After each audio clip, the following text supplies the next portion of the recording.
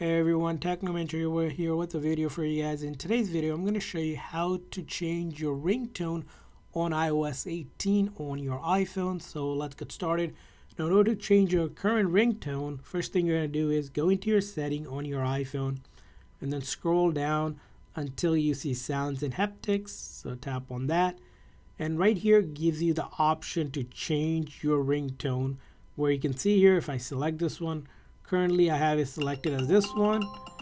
Default is going to be the reflection one, and then you have all these options that you can use to change your ringtone. You also have these classic ones you can see from this list, so whatever you like, just simply choose that. You also have the option, if you purchased a tone, to go ahead and download that purchased tone linked with your Apple account as well by default. But that's how you can change it. Pick whatever you like here, for example like this one, then go back and ensure it's selected. We're good to go. Another to keep in mind, if you want to make sure, if you want to hear it, that volume is all the way up so you can hear the ringtone and it's not in silent mode. So that's how you do it. I hope this video was helpful. If so, please consider a like and subscribe button for more tips and tricks for your iPhone.